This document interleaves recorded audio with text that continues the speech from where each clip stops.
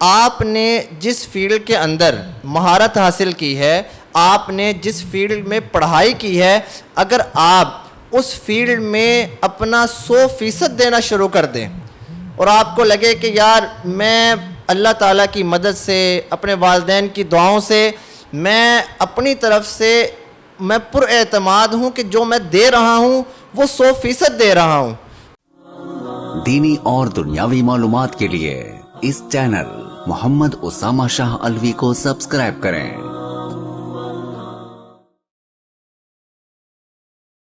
بسم اللہ الرحمن الرحیم۔ امید کرتا ہوں کہ مجھے سننے والے تمام دوست احباب خیر و عافیت سے ہوں گے۔ میں آج ایک ایسے موضوع پر گفتگو کرنا چاہتا ہوں جو آج کے احوال سے بہت زیادہ بہترین گفتگو ہے۔ موضوع یہ ہے کہ آج کی نوجوان نسل، ہم پاکستان سے مایوس ہو چکے ہیں کہ ہمیں یہ لگتا ہے کہ پاکستان میں اب کچھ بھی نہیں ہے، پاکستان کے حالات اچھے نہیں ہیں، معیشت اچھی نہیں ہے، آگے کا روزگار نہیں ہے، تعلیم نہیں ہے، یہاں پہ صحت کا نظام نہیں ہے۔ الغرض کہ ہر چیز اگر ہم سوچتے ہیں تو ہمیں پاکستان کے بارے میں کوئی خیر کی خبر نہیں ملتی۔ ہمیں بس یہی لگتا ہے کہ پاکستان کے اندر اب رہنا ناممکن ہے، اور آج کی نوجوان پاکستان میں رہنے سے مایوس ہو چکی ہے۔ قرآن پاک کے اندر ایک آیت مبارکہ ہے جس کا میں ترجمہ کرتا ہوں، اور اسی آیت مبارکہ کا ترجمہ ڈاکٹر علامہ اقبال رحمۃ اللہ تعالیٰ علیہ نے اپنے شعر میں بھی کیا۔ وہ کیا ترجمہ ہے کہ اللہ رب العزت کبھی بھی اس قوم کی حالت کو تبدیل نہیں کرتے جو قوم خود اپنی حالت تبدیل نہیں کرنا چاہتی۔ اس سے یہ چیز سمجھ آتی ہے کہ مایوس ہونا، غمزدہ ہونا، غمگین ہونا، اس سے کئی درجے بہتر یہ ہے کہ آپ اپنی فیلڈ کے اندر جو کام کے لیے اللہ رب العزت نے آپ کو پیدا کیا، جو کام دنیا میں وہ آپ سے لینا چاہتے ہیں، آپ اپنی اس فیلڈ کے اندر اتنی مہارت حاصل کریں، اتنا بہترین کام کر کے دیں کہ آپ کی وہ فیلڈ جو ہے وہ آسمانوں کو چھونے لگ دے۔ اب پاکستان کا سب سے بڑا المیہ کیا ہے؟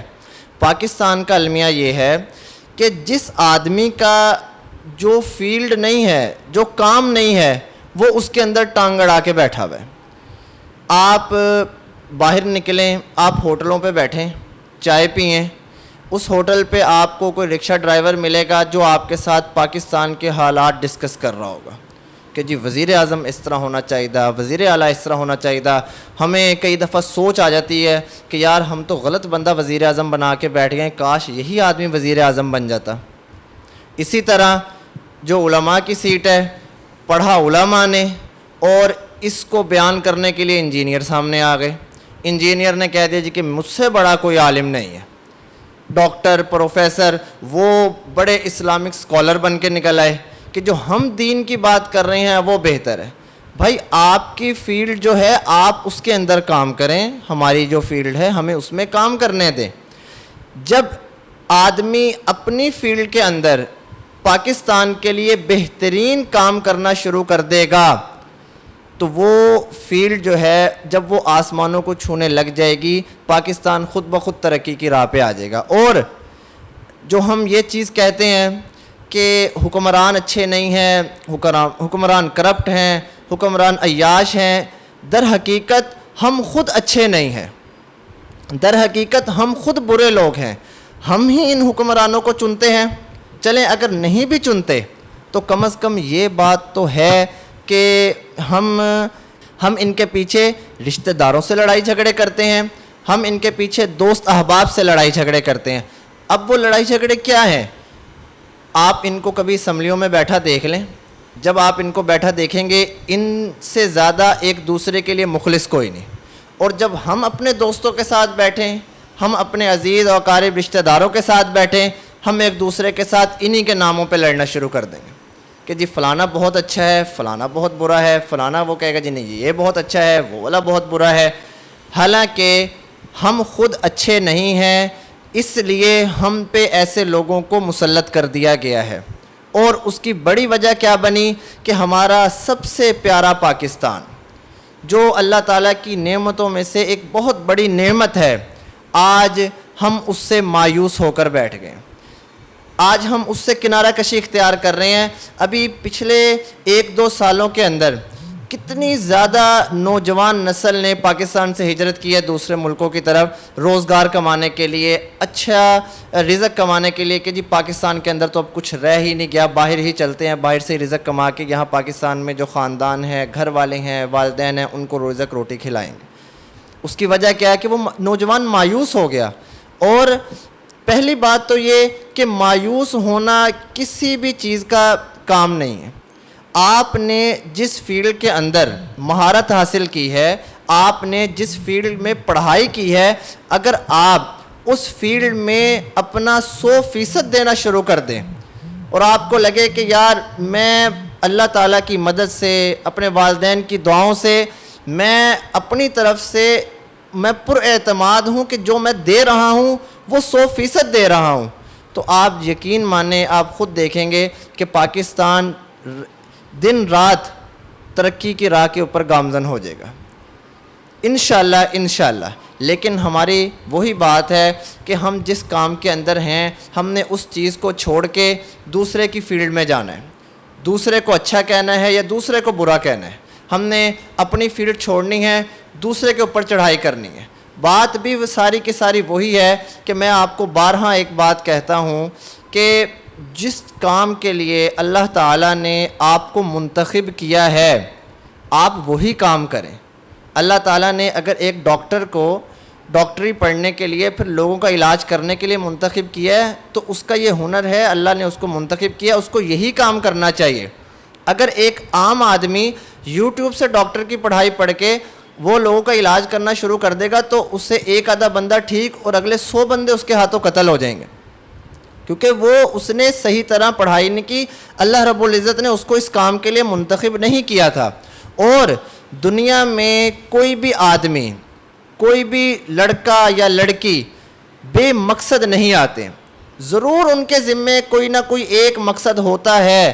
اللہ رب العزت نے کسی سے دین کا کام لینا، اللہ رب العزت نے کسی سے ڈاکٹر کا کام لینا، کسی سے انجینئر کا کام لینا، یعنی کہ ان کے ذمے اللہ رب العزت نے کوئی نہ کوئی کام مقصد لگا کے رکھا ہے کہ آپ نے جب دنیا میں جانا ہے تو یہ کام آپ کی فیلڈ میں ہے، آپ نے اس کو منتخب کرنا ہے، اور منتخب کرنے کے بعد آپ نے اپنے آپ کو اسی کے اندر ہی رکھنا ہے، چلانا ہے۔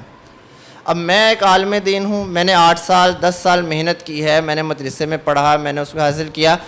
اب میں نے علم دین حاصل کرنے کے بعد یہاں پہ بیٹھ کر میں انجینئر بن جاؤں کہ بھائی جی میں لوگوں کو بلڈنگ بنانے کے مشورے دینے لگ جاؤں، یا کلینک کھول کے بیٹھ جاؤں وہاں پہ دوائی دینے لگ جاؤں، تو مجھ سے میں اصل میں کرپٹ انسان کہلاؤں گا، کیونکہ جو چیز میں نے پڑھی نہیں، لکھی نہیں، سمجھی نہیں، میں اس فیلڈ کے اندر ایم ہی کود پڑا، نہ مجھے اس چیز کا پتہ، نہ کچھ لینا نہ کچھ دینا۔